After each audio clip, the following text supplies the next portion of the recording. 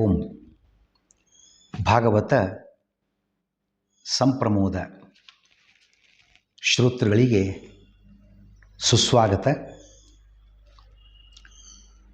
ಈ ಹಿಂದೆ 33ನೇ ಎಪಿಸೋಡ್ನಲ್ಲಿ ಸುಮಾರು ನಾವು 438ರವರೆಗೆ ಪ್ರಶ್ನೆಗಳ ಸಂಖ್ಯೆ ಚಿಂತನೆಯನ್ನು ನಡೆಸಿದ್ವಿ. ಇದೀಗ 34ನೇ ಎಪಿಸೋಡ್ನಲ್ಲಿ 439ನೇ ಪ್ರಶ್ನೆ ಸಂಖ್ಯೆಯಿಂದ ಚಿಂತನೆ ಮುಂದುವರಿಸೋಣ. ಸನಂದನರ ಪ್ರವಚನ ಭಾಗ 2. ಈ ಹಿಂದೆ ನಾವು ಸನಂದನರ ಪ್ರವಚನದ ಮೊದಲನೇ ಭಾಗವನ್ನು ನೋಡಿದ್ವಿ. ಈಗ ಎರಡನೇ ಭಾಗವನ್ನು ನೋಡೋಣ. ಭಗವಂತ ಆನಂದ ಸ್ವರೂಪನಾಗಿದ್ದಾನೆ ಅನ್ನೋ ವಿಷಯ ಬಂತು. ಸ್ಕಾಂದ ಪುರಾಣದ ಒಂದು ಮಾತಿದೆ, ಆನಂದತ್ವಾದ್ ಅನಾಮಾಸೌ ಉತ್ಕೃಷ್ಟತ್ವಾದ್ ಉನಾಮಕಃ. ಭಗವಂತನಿಗೆ ಅನ್ನುವ ಹೆಸರಿದೆ. ಯಾಕೆ? ಅವನು ಆನಂದ ಸ್ವರೂಪನಾಗಿರುವುದರಿಂದ, ಸರ್ವೋತ್ತಮನಾದುದರಿಂದ. ಅಂದರೆ ಉತ್ಕೃಷ್ಟ ಅಂತ ಅರ್ಥ. ಹಾಗಾಗಿ ಹರಿ ಸರ್ವೋತ್ತಮ, ವಾಯು ಜೀವೋತ್ತಮ. ಹೇಗೆ ವಿದ್ಯುತ್ತಿನ ತಂತಿಯಲ್ಲಿ 220 ವೋಲ್ಟೇಜ್ ಕರೆಂಟ್ ಹರಿತಾ ಇರ್ತದೆ, ಆದರೂ ಅಲ್ಲಲ್ಲಿ ಹಾಕಿದ ಬೇರೆ ಬೇರೆ ಕೆಪಾಸಿಟಿ ಸಾಮರ್ಥ್ಯದ ಬಲ್ಬ್ಗಳಿಗನುಸಾರವಾಗಿ ಬೆಳಕು ಬರ್ತದೆ. ಎಲ್ಲ ಒಂದು ಕಡೆಗೆ 0 ಕ್ಯಾಂಡ್ಲು ಸ್ವಲ್ಪ ಬೆಳಕಿರ್ಬೋದು, ಸ್ವಲ್ಪ 20 ಕ್ಯಾಂಡ್ಲು ಜಾಸ್ತಿ ಬೆಳಕಿರ್ಬೋದು, 100 ಕ್ಯಾಂಡ್ಲು ಇನ್ನೂ ಹೆಚ್ಚು ಬೆಳಕಿರ್ಬೋದು. ತಂತಿಯಲ್ಲಿ ವಿದ್ಯುತ್ ಏಕರೂಪವಾಗಿ ಇದ್ದರೂ ಆಯಾ ಬಲ್ಬ್ಗಳ ಸಾಮರ್ಥ್ಯಕ್ಕನುಗುಣವಾಗಿ ಬೆಳಕು ಅಥವಾ ವೈರ್ಲಿರತಕ್ಕಂಥ ವಿದ್ಯುತ್ತು ಪ್ರಕಟಗೊಳ್ಳುವಂತೆ ಸರ್ವಸಮರ್ಥನಾದ ಭಗವಂತ ಎಲ್ಲರಲ್ಲಿಯೂ ಏಕರೂಪನಾಗೇ ಇದ್ದಾನೆ. ಆದರೆ ಆಯಾ ಸ್ಥಳ ವ್ಯಕ್ತಿಗಳ ಯೋಗ್ಯತೆಗನುಸಾರವಾಗಿ ಪ್ರಕಟವಾಗುವುದರಲ್ಲಿ ವ್ಯತ್ಯಾಸ, ತಾರತಮ್ಯ ಉಂಟಾಗ್ತದೆ. ಭಗವಂತ ಸರ್ವವ್ಯಾಪ್ತ, ಆದರೂ ತಾರತಮ್ಯಾನುಸಾರ ಭಗವಂತನ ಸನ್ನಿಧಾನ. ತ್ರಿಗುಣಬದ್ಧರಾದ ಜೀವರಿಗೆ ಅಜ್ಞಾನಾದಿಗಳು, ಆಗ ಹೇಳಿದಂತೆಯೇ ಯಾರು ತ್ರಿಗುಣಗಳಿಂದ ಸೃಷ್ಟಿ ಪಡ್ಕೊಂಡಿದ್ದಾರೆ, ಮಹತ್ತತ್ವದಿಂದ ಅಹಂಕಾರ ತತ್ವದಿಂದ ತೈಜಸ ತಾಮಸ ರಾಜಸ ಅಂತ ಆಗಲೇ ವಿಷಯ ಪ್ರಸ್ತಾಪ ಆಯಿತು. ತ್ರಿವಿಧ ಗುಣಗಳು ಹುಟ್ಟಿರ್ತಕ್ಕಂಥದ್ದು ಅಂತ. ಹಾಗಾಗಿ ಅಜ್ಞಾನಗಳು ಬರ್ತಕ್ಕಂಥದ್ದು ತ್ರಿಗುಣಬದ್ಧರಾಗಿರ್ತಕ್ಕ ಜೀವರಿಗೆ. ತ್ರಿಗುಣಾತೀತನಾಗಿರ್ತಕ್ಕಂಥ ಭಗವಂತನಿಗೆ ಅಜ್ಞಾನಾದಿಗಳ ಪ್ರಸಕ್ತಿಯೇ ಇಲ್ಲ. ಬಂಗಾರದ ಒಡವೆಗಳು ಏನಾದ್ರು ವ್ಯತ್ಯಾಸ ಉಂಟ? ಬಂಗಾರವೇ, ಇದು ಆಭರಣದ ರೂಪದಲ್ಲಿ ಅಷ್ಟೇ. ಅದು ಉಂಗುರನೋ ಸರನೋ ಚೈನೋ ಏನೋ ಇರ್ಬೋದು, ಬಳೆನೋ ಏನೋ ಇರ್ಬೋದು. ಹಾಗೆ ಭಗವಂತನ ಮೂಲ ರೂಪಕ್ಕೂ ಅವತಾರ ರೂಪಕ್ಕೂ ಕಿಂಚಿತ್ತು ವ್ಯತ್ಯಾಸವಿಲ್ಲ. ಸ್ವಗತ ಭೇದ ವಿವರ್ಜಿತ ರೂಪ ಭಗವಂತನ ಯಾವುದೇ ರೂಪಗಳಲ್ಲಿ ರಾಮಕೃಷ್ಣಾದಿ ರೂಪಾಣಂ ಭೇದಂ ಪಶ್ಯತಿ ಯಃ ಪುಮಾನ್ ಸ ತಮೋಂಧಂ ಯಾತ್ಯ ಸಂಶಯಂ. ರಾಮಕೃಷ್ಣಾದಿ ರೂಪಗಳಲ್ಲಿ ಭೇದ ಉಂಟು ಅಂತ ಯಾರು ಭಾವಿಸಿದ್ದೇ ಆದರೆ ಅಂಧಂತಮಸ್ಯ ಗತಿ ಅವನಿಗೆ. ಎಂದೂ ವ್ಯತ್ಯಾಸ ಇಲ್ಲ. ಮೂಲ ರೂಪ ಪೂರ್ಣಮದಃ ಪೂರ್ಣಮಿದಂ ಪೂರ್ಣಾತ್ ಪೂರ್ಣ ಮುದಚ್ಯತೆ ಪೂರ್ಣಸ್ಯ ಪೂರ್ಣಮಾದಾಯ ಪೂರ್ಣಮೇವಾವಶಿಷ್ಯತೆ. ಮೂಲ ರೂಪವೂ ಪೂರ್ಣ, ಅವತಾರ ರೂಪವೂ ಪೂರ್ಣ ಅಂತ ತಿಳಿದುಕೊಳ್ಳಬೇಕಾಗಿದೆ. ಇಂತಹ ಉಪಾಸನೆ ಮಾಡತಕ್ಕಂಥದ್ದೇ ಮೋಕ್ಷಕ್ಕೆ ಉಪಯೋಗವಾಗಿರ್ತಕ್ಕಂಥ ಮಾರ್ಗ. ಎತ್ತುಗಳನ್ನು ಮೂಗುದಾರ ಕರೀತಾರೆ ಈ ಕಡೆಗೆಲ್ಲ, ಉತ್ತರ ಕರ್ನಾಟಕ ಭಾಗದಲ್ಲಿ. ಆ ಕಡೆಗೆಲ್ಲ ಮೂಗುದಾರ ಕರೀತಾರೆ, ಬೆಂಗಳೂರು ಮೈಸೂರು ಕಡೆಗೆಲ್ಲ. ಆ ಮೂಗುದಾರ ಹಾಕಿದಾಗ ರೈತರ ವಶವಾಗಿ ಇರುವಂತೆ ಜೀವರನ್ನು ಕೂಡ ಭಗವಂತ ಕರ್ಮವೆಂಬ ಮೂಗುದಾರಗಳನ್ನು ಹಾಕಿ ತನ್ನ ಅಧೀನದಲ್ಲಿಟ್ಟುಕೊಂಡಿದ್ದಾನೆ. ಯಾರು ಮಿಸ್ಕಾಡೋ ಹಾಗಿಲ್ಲ. ನಾನು ಹೇಳ್ದಂಗೆ ಕೇಳ್ತಕ್ಕದ್ದು. ಕರ್ಮಬಂಧನ, ಬಡತನ, ರೋಗ, ಕಷ್ಟ, ನಷ್ಟ, ತಪ್ಪು ಮಾಡಿದ್ದಿ ಅನುಭವಿಸು ಮಗನೇ, ಬೇಡ ಅಂದರೆ ಬಿಡೋ ಹಾಗಿಲ್ಲ. ಹಾಗಾಗಿ ಎಲ್ಲ ಜೀವರಾಶಿಗಳನ್ನು ಕೂಡ ತನ್ನ ಅಧೀನದಲ್ಲಿ ಇಟ್ಟುಕೊಂಡಿದ್ದಾನೆ. ಭಕ್ತರಿಂದ ಭಕ್ತಿಯನ್ನು ಮಾತ್ರ ಅಪೇಕ್ಷಿಸುವ ಭಗವಂತ ಭಕ್ತಿಗೆ ಮಾತ್ರ ಒಲಿಯುವವನು. ದೇವರು ಅವನ ಡಿಮಾಂಡ್ ಏನೂ ಇಲ್ಲ. ಗೋಡಂಬಿ ಕೊಡ್ರಿ, ಡ್ರೈ ಫ್ರೂಟ್ಸ್ ಕೊಡ್ರಿ, ಏನೋ ಸೇಬು ಮೂಸಂಬಿ, ನೋ. ಭಕ್ತಿ ಕೊಡ್ರಿ ಸಾಕು ನನಗೆ, ಪ್ರೀತಿ ಕೊಡ್ರಿ, ಜ್ಞಾನ ಸಂಪಾದನೆ ಮಾಡಿ ಭಕ್ತಿಯಿಂದ ನನಗೆ ಪೂಜಾದಿಗಳನ್ನು ಮಾಡಿ ಸಾಕು, ನನಗೆ ಉಳಿದು ಯಾವುದು ಬೇಕಾಗಿಲ್ಲ. ಭಗವಂತ ಭಕ್ತಿಯನ್ನು ಮಾತ್ರ ಅಪೇಕ್ಷೆ ಮಾಡ್ತಾನೆ ವಿನಃ ಬೇರೆ ಯಾವುದನ್ನು ಅಪೇಕ್ಷೆ ಮಾಡುವುದಿಲ್ಲ. ಏಕಾಂತ ಭಕ್ತರಂತೂ ಭಗವಂತನನ್ನು, ಈಗ ಸಾಕಷ್ಟು ಸಲ ಬಂತು ವಿಷಯ, ದೇವರಿಗಾಗಿಯೇ ದೇವರನ್ನು ಬೇಡದಾರೆ ವಿನಃ ಮೋಕ್ಷಕ್ಕಾಗಿಯೂ ಅಲ್ಲ, ಯಾವುದೇ ಲೌಕಿಕ ಸುಖಕ್ಕಾಗಿ ಅಂತೂ ಅಲ್ಲವೇ ಅಲ್ಲ. ಆ ಏಕಾಂತ ಭಕ್ತರಂತೂ ಇನ್ನೂ ದೊಡ್ಡ ಸ್ಥಾನಮಾನ. ಲೌಕಿಕ ಸುಖಾಪೇಕ್ಷೆ ಇರ್ತಕ್ಕಂಥವರಿಗೆ ಎಂದೂ ಮೋಕ್ಷ ಪ್ರಾಪ್ತಿ ಆಗೋದೇ ಇಲ್ಲ. ಯಾಕೆ? ಪ್ರಾರಂಭದಲ್ಲಿ ನನಗಾಗಿ ಬೇಡ್ತೇನೆ, ನನಗೊಂದು ವಿವಾಹ ಆಗಬೇಕು, ಕನ್ಯಾ ಬೇಕಾಗಿದೆಯಪ್ಪ, ಆಯಿತು, ಮದುವೆ ಆಯಿತು, ಒಂದು ಮಕ್ಕಳಾಗಬೇಕು, ಗಂಡು ಮಗು, ಅದು ಮಗ ಹುಟ್ಟಿದ, ಅವನು ದೊಡ್ಡವನಾದ, ಅವನಿಗೊಂದು ಕನ್ಯಾ ಬೇಕು, ಅವನಿಗೂ ಆಯಿತು ಮದುವೆ, ಅವನಿಗೊಂದು ಮಗು ಆಗಬೇಕು ಅಂದರೆ ಮೊಮ್ಮಗ, ಮಗನಿಗಾಗಿ, ನನಗಾಗಿ, ಮಗನಿಗಾಗಿ, ಮೊಮ್ಮಗನಿಗಾಗಿ, ಇನ್ನೂ ಬದುಕಿದರೆ ಮರಿ ಮಗನಿಗಾಗಿ. ಇದು ಕೇಳೋದು ಮುಗಿಯೋದೇ ಇಲ್ಲ. ಇದು ಈ ಸಂಸಾರ ಇದ್ದುದೇ ಇದು. ಎಂದೂ ಇದಕ್ಕೆ ಇವರಿಗಂಥವ್ರು ಮೋಕ್ಷ ಆಗೋದೇ ಇಲ್ಲ.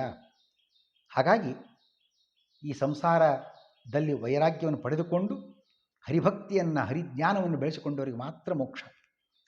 ಜ್ಞಾನಿಗಳು ಶರೀರ ರಕ್ಷಣೆ ಇಲ್ಲಿ ಬಂದಿದ್ದಾರೆ ಮೇಲೆ ಬದುಕಲ್ವಾ, ಒಂದಷ್ಟು ಆಹಾರ ಸ್ವೀಕಾರ ಮಾಡ್ತಾರೆ, ನೀರು ಕುಡಿತಾರೆ. ಈ ಶರೀರ ರಕ್ಷಣೆಯನ್ನು ಸಹಿತ ಜ್ಞಾನ ಭಕ್ತಿ ಸಾಧನೆಯನ್ನು ತಿಳ್ಕೊಳ್ತಾರೆ ವಿನಃ ಭೋಗಕ್ಕಾಗಿ ಅಲ್ಲ. ಇದು ಜ್ಞಾನಿಗಳ ನಂಬಿಕೆ ಅಂತ ಆ ಸ್ತೋತ್ರವನ್ನು ಕೂಡ ಸನಂದನರು ಪ್ರವಚನದಲ್ಲಿ ತಿಳಿಸಿಕೊಡ್ತಾರೆ. ಸನಂದನರು ತಮ್ಮ ಪ್ರವಚನವನ್ನು ಮುಂದುವರಿಸಿದ್ದಾರೆ. ಭಾಗ 3, ಈ ಪ್ರಪಂಚ ಸುಳ್ಳು ಅಂತ ಕೆಲವರು ಹೇಳ್ತಾರೆ. ಹಾಗೆಯೇ ಹರಿ ಜೀವರಲ್ಲಿ ಭೇದವೇ ಇಲ್ಲ, ನಾನೇ ಹರಿ, ಅದು ನನಗೆ ಈಕ್ವಲ್ ಹರಿ ಅಂತಂದರೆ. ಈ ರೀತಿಯ ಮಿಸ್ಅಂಡರ್ಸ್ಟ್ಯಾಂಡಿಂಗ್, ಅನ್ಯಥಾ ಉಪಾಸನೆ, ತಪ್ಪು ಕಲ್ಪನೆಯಿಂದ ಅನರ್ಥವೇ ಉಂಟಾಗ್ತದೆ, ತಮಸ್ಸೆ ಪ್ರಾಪ್ತವಾಗ್ತದೆ. ಜೀವನಿಗೆ ನೋಡ್ರಿ, ತನ್ನ ಹುಟ್ಟು ಯಾಕಾಯಿತು ಗೊತ್ತಿಲ್ಲ, ಎಲ್ಲಿಂದ ಬಂದೆ ಮುಂದೆತ್ತ ಪಯಣ, ಕನಕದಾಸರು ಹೇಳುವಂತೆ. ನಾನು ಎಲ್ಲಿಂದ ಹುಟ್ಟಿ ಬಂದಿದ್ದೇನೆ ಗೊತ್ತಿಲ್ಲ, ಯಾಕೆ ಹುಟ್ಟಿ ಬಂದಿದ್ದೆ ಅದು ಗೊತ್ತಿಲ್ಲ, ಸಾಯುವ ದಿನಾಂಕಾರ ಗೊತ್ತಿದೆಯಾ ಅದು ಗೊತ್ತಿಲ್ಲ. ಹೀಗೆ ಹುಟ್ಟಿನಲ್ಲಿಯೂ ಸ್ವಾತಂತ್ರ್ಯವಿಲ್ಲ, ಸಾವಿನಲ್ಲಿಯೂ ಸ್ವಾತಂತ್ರ್ಯವಿಲ್ಲ. ಅದರ ಮಧ್ಯೆ 4 ದಿವಸದ ಈ ಜೀವನದಲ್ಲಿ ಸರ್ವತಂತ್ರ ಸ್ವತಂತ್ರ, ನಾನು ಜ್ಞಾನಿ, ಮಹಾಜ್ಞಾನಿ, ವಿಜ್ಞಾನಿ ಅಂತ ಹೇಳ್ಕೊಳ್ತಾನೆ ಈ ಅಜ್ಞಾನಿ. ಎಂತಹ ದುರ್ದೈವ ಪ್ರಸಂಗ.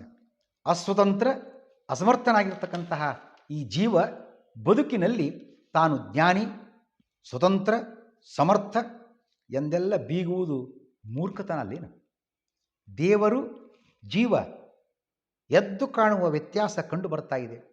ನನ್ನ ಶಾಲು ನೀಲಿ ಬಣ್ಣದ್ದು, ಅವ್ರದ್ದು ಬಟ್ಟೆ ಬಿಳಿ ಬಣ್ಣದ್ದು, ಎರಡು ವ್ಯತ್ಯಾಸ ಬೇರೆ ಬೇರೆ ಇದೆ. ಯಾಕೆ? ಇದು ಸ್ಪಷ್ಟ ಇದೆಯಲ್ಲ, ಎದುರಿಗೆ ನೀಲಿ ಬಣ್ಣ ಎದ್ದು ಕಾಣಿಸ್ತಾ ಇದೆ, ಅವ್ರದ್ದು ಬಿಳಿ ಬಣ್ಣ, ಎರಡು ವ್ಯತ್ಯಾಸ ಕಾಣಿಸ್ತಾ ಇದೆ, ಎರಡು ಬಣ್ಣ ಬೇರೆ ಬೇರೆ. ಹಾಗೆ ಭಗವಂತನ ಲಕ್ಷಣ ಬೇರೆ, ಜೀವನ ಲಕ್ಷಣ ಬೇರೆ. ಏನು ಜೀವನ ಲಕ್ಷಣ? ಅಲ್ಪಶಕ್ತ ಜೀವ, ಭಗವಂತ ಸರ್ವಶಕ್ತ. ಜೀವ ಅಲ್ಪಜ್ಞ, ಗೊತ್ತಿರೋ ಚೂರೇವನಿಗೆ, ಗೊತ್ತಿಲ್ಲದೆ ಇರೋದೇ ಜಾಸ್ತಿ. ಏನು ಬೇಕಾದ ಕೇಳ್ರಿ, ಗೊತ್ತಿಲ್ಲ ಗೊತ್ತಿಲ್ಲ ಅಂತ ಹೇಳ್ತಾನೆ. ಆಯುಷ್ಯ ಗೊತ್ತಿದೆಯೇ? ಗೊತ್ತಿಲ್ಲ. ಯಾವ ಜ್ಞಾನ ಪ್ರಪಂಚದ್ದು? ಹೆಚ್ಚಿನ ಜ್ಞಾನ ಇಲ್ಲ. ಈವನ್ ಡಿಗ್ರಿ ಹೊಡೋದು ಕೇಳ್ರಿ ಬೇಕಾರೆ. ಅವರು ಸೈನ್ಸ್ನವ್ರು ಕೇಳ್ರಿ, ನಮ್ಮ ಸೈನ್ಸ್ ಅಷ್ಟೇ, ಆರ್ಟ್ಸ್ ನಮಗೇನು ಗೊತ್ತಿಲ್ಲ. ಆರ್ಟ್ಸ್ನವ್ರನ್ನೇ ಕೇಳ್ರಿ, ನಮ್ದು ಆರ್ಟ್ಸ್ ಅಷ್ಟೇ, ಸೈನ್ಸ್ ನಮಗೇನು ಗೊತ್ತಿಲ್ಲ. ಗೊತ್ತಿಲ್ಲ, ಇದೇ ಉತ್ತರ. ಅಲ್ಪಜ್ಞ, ಭಗವಂತ ಸರ್ವಜ್ಞ. ದುಃಖ ಪೂರ್ತಿ ಈ ಜೀವನ ಹಣೆ ಬರಹ, ಯಾವಾಗ ನೋಡ್ರಿ ದುಃಖ. ಸುಖಪೂರ್ತಿ ಭಗವಂತನದ್ದು. ಅಪೂರ್ಣತೆ ಜೀವನಲ್ಲಿ, ಪೂರ್ಣತೆ ಭಗವಂತನಲ್ಲಿ. ಇಷ್ಟು ಕಣ್ಣಿಗೆ ರಾಚುವ, ಎದ್ದು ಕಾಣಿಸುವ ಈ ವ್ಯತ್ಯಾಸ ಜೀವ ಈಶ್ವರಲ್ಲಿ ಕಾಣಿಸ್ತಾ ಇದೆ. ಹೀಗಿರುವಾಗ ಅವರಿಬ್ಬರೂ ಒಂದೇ ಅಂತ ಹೇಳ್ಬೋದಾ? ಭಿನ್ನ ಭಿನ್ನ ಆಹಾರ, ಭಿನ್ನ ಭಿನ್ನ ಆಚಾರ, ವಿಚಾರ, ವಿಹಾರ, ವ್ಯವಹಾರಗಳಿಂದ ಜೀವರು ಸಹಿತ ಬೇರೆ ಬೇರೆ. ಒಬ್ಬ ತಂದೆ 4 ಮಕ್ಕಳು ಸಹಿತ ಒಂದೇ ಟೈಪ್ ಇಲ್ಲ. ಎಲ್ಲರ ಆಹಾರ, ವಿಹಾರ, ವ್ಯವಹಾರ, ಆಚಾರ, ವಿಚಾರ ಕ್ವೈಟ್ ಡಿಫ್ರೆಂಟ್. ಒಬ್ಬ ತಂದೆ 4 ಮಕ್ಕಳೇ ವ್ಯತ್ಯಾಸ ಭಿನ್ನರಾಗಿದ್ದಾರೆ ಅಂತನ್ನುವಾಗ ಎಲ್ಲ ಜೀವರು ಕೂಡ ಭಿನ್ನ ಭಿನ್ನ ಅನ್ನೋ ಮಾತನ್ನು ಖಂಡಿತ ಒಪ್ಪಲೇಬೇಕಾಗಿದೆ. ಜೀವ ಈಶರಲ್ಲಿ ಭೇದವು ಸ್ಪಷ್ಟವಾಗಿರುವಾಗ ಜಡ ಈಶ, ಈ ಕಲ್ಲು ಮಣ್ಣು, ಈಶ ಭಗವಂತ ಬೇರೆ ಅಲ್ವಾ? ಜಡ ಜೀವ, ಈ ಜೀವ ಮಾತಾಡ್ತೇನೆ, ಚೈತನ್ಯ ಶಕ್ತಿ. ಕಲ್ಲಿಗೆ ಮಣ್ಣಿಗೆ ಎಲ್ಲಿ ಶಕ್ತಿ ಇದೆ? ಬಿದ್ದಿದೆ ಅದು. ಜಡ ಜೀವ, ಜಡ ಮಣ್ಣಿನಲ್ಲೇನೆ ಜಡನೇ. ಕೆಂಪು ಮಣ್ಣು, ಕರಿಮಣ್ಣು, ಸೌಳು ಮಣ್ಣು, ಜವಳು ಮಣ್ಣು, ಮೈಸೂರು ಮಲ್ಲಿಗೆ, ಮಂಗಳೂರು ಮಲ್ಲಿಗೆ, ನೋಡ್ರಿ, ರಸಬಾಳೆ, ಪಚ್ಚಬಾಳೆ, ಜವಾರಿ ಬಾಳೆ, ಏಲಕ್ಕಿ ಬಾಳೆ, ಹೀಗೆ ವೈವಿಧ್ಯ ವೈಶಿಷ್ಟ್ಯ ನೋಡ್ತಕ್ಕಂಥದ್ದು. ಜಡಜಡಗಳು ಬೇದಿರ್ತಕ್ಕಂಥದ್ದು ಸ್ವಯಂ ವೇದ್ಯ.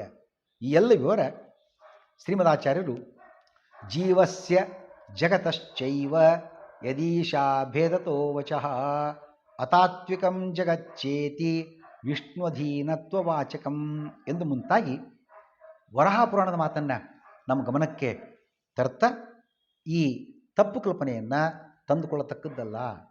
ಹರಿದ್ವೇಷದಂತೆ ಹರಿಭಕ್ತ ದ್ವೇಷವೂ ಸಹಿತ ತಮಸ್ಸಿಗೆ ಕಾರಣವಾಗ್ತದೆ, ಎಚ್ಚರವಾಗಿರಿ ಅನ್ನುವ ಸಂಗತಿಯನ್ನು ಕೂಡ ವರಾಹ ಪುರಾಣ ನಮ್ಮ ಗಮನಕ್ಕೆ ತಂದುಕೊಟ್ಟಿದೆ.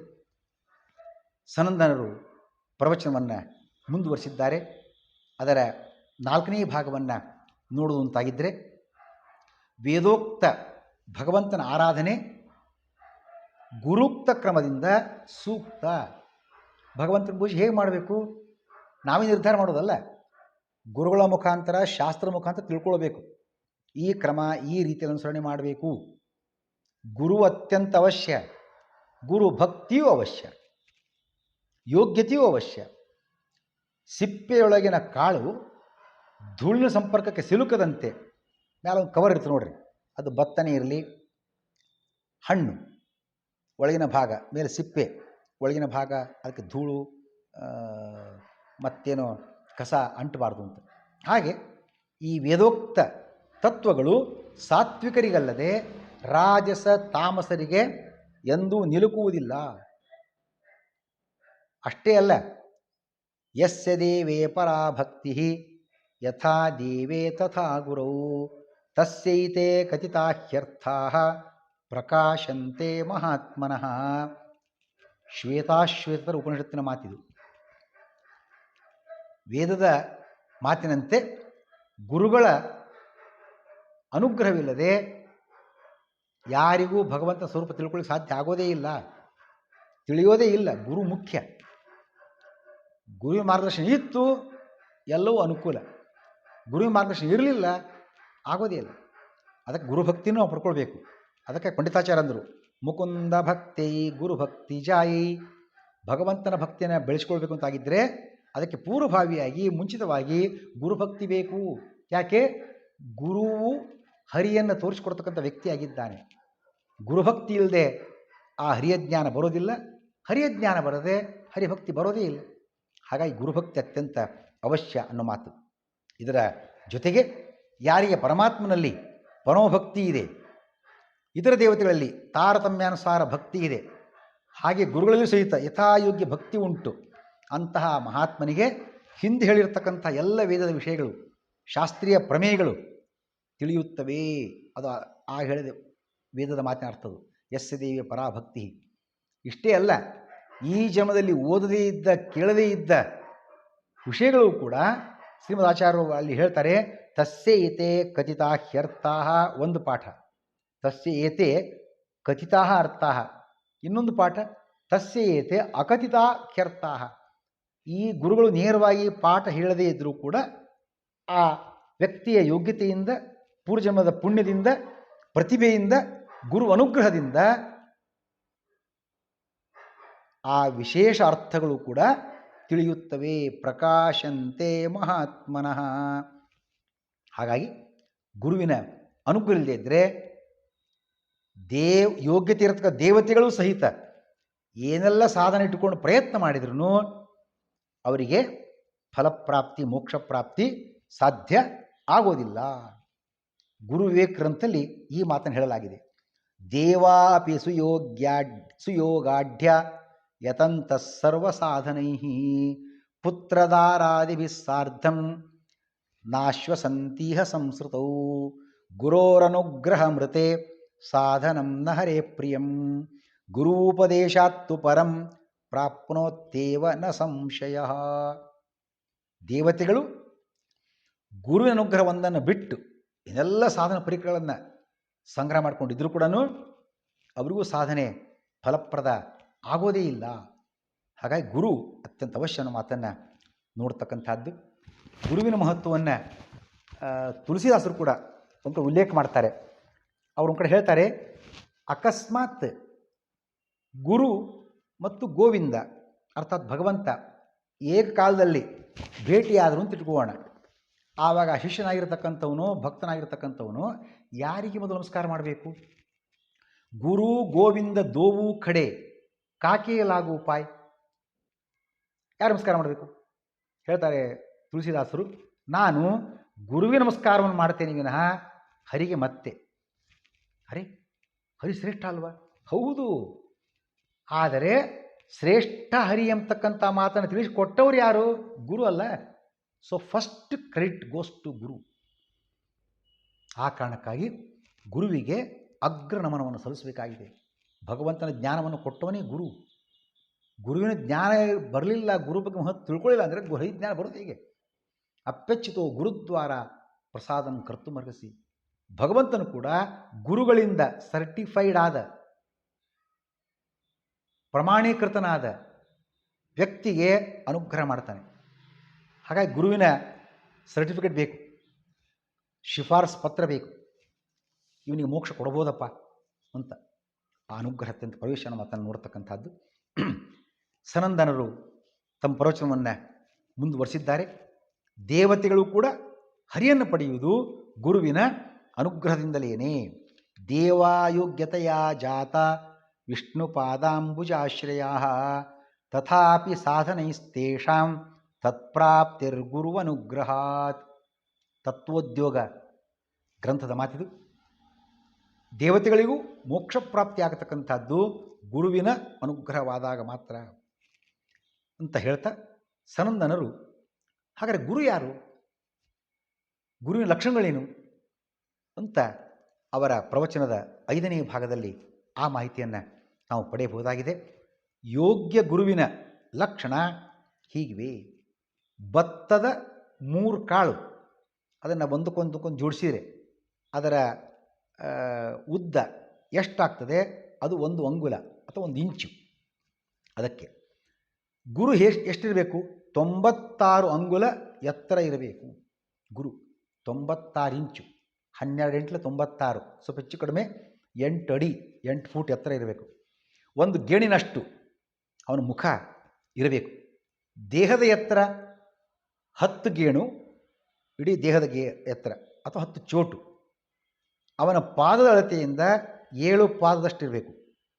ಅಥವಾ ಅವನ ಹಸ್ತದ ಅಳತೆಯಿಂದ, ಹಸ್ತ ಅಂದರೆ ಮೊಳ ಅಂತ ಅರ್ಥ, ಮೊಳದ ಅಳತೆಯಿಂದ 4 ಮೊಳ ಇರಬೇಕು. ತತ್ವ ವಿಚಾರಗಳ ಬಗ್ಗೆ ನಿಸ್ಸಂದಿಗ್ಧನಾಗಿರಬೇಕು.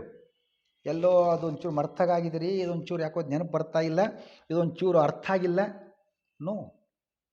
ಯಾವುದೇ ವಿಷಯದ ಬಗ್ಗೆ ನಿಸ್ಸಂದಿಗ್ಧವಾಗಿರ್ತಕ್ಕಂತಹ ಚಿಂತನೆ ಇರಬೇಕು. ಒಳ್ಳೆಯ ವಾಗ್ಮಿಯಾಗಿರಬೇಕು. ತಡವರಿಸೋದು ಎಡುವುದು ನೋ. ವಾಗ್ಮಿಯಾಗಿರಬೇಕು. ಹರಿಭಕ್ತನಾಗಿರಬೇಕು. ಭಗವಂತನ ರಕ್ಷಕ ಅಂತ ಹರಿಶರಣನಾಗಿರಬೇಕು. ಜ್ಞಾನಿಯಾಗಿರಬೇಕು. ಇಂಥವನೇ ಗುರು ಆಗಲಿಕ್ಕೆ ಅರ್ಹನಾಗಿದ್ದಾನೆ. ಇಂತಹ ಸಂಪೂರ್ಣ ಗುರುಲಕ್ಷಣ ಯಾರಲ್ಲಿ ಉಂಟು ಅಂತ ನೋಡೋದಾಗಿದ್ದರೆ ಸಾಕ್ಷಾತ್ ಬ್ರಹ್ಮದೇವರಲ್ಲಿ ಮಾತ್ರ. ಉಳಿದವರಲ್ಲಿ ತಾರತಮ್ಯಾನುಸಾರವಾಗಿ ಸ್ವಲ್ಪ ಹೆಚ್ಚು ಕಡಿಮೆ ಆಗ್ತಾ ಬರ್ತದೆ ಅನ್ನುವ ಮಾತನ್ನು ನಾವಲ್ಲಿ ಚಿಂತನೆ ಮಾಡಬಹುದು ಅಂತ ಅನ್ನಿಸ್ತಾ ಇದೆ. ಹಾಗಾಗಿ ಇಂತಹ ಗುರುಗಳು ಶ್ರೇಷ್ಠವಾಗಿ, ಗುರು ಅಂದರೆ ಬ್ರಹ್ಮದೇವ ಒಬ್ಬನೇ, ಉಳಿದವರೆಲ್ಲ ಸ್ವಲ್ಪ ಲಕ್ಷಣ ಕಮ್ಮಿ ಇರತಕ್ಕಂಥವರು, ಅವರನ್ನು ಕೂಡ ಗುರು ಅಂತೇಳಿ ನಾವು ಗೌರವಿಸಬೇಕು ಅಂತ ಕೂಡ ಮಾತನ್ನು ಉಲ್ಲೇಖ ಮಾಡಿದ್ದಾರೆ. ಶ್ರೀಕೃಷ್ಣ.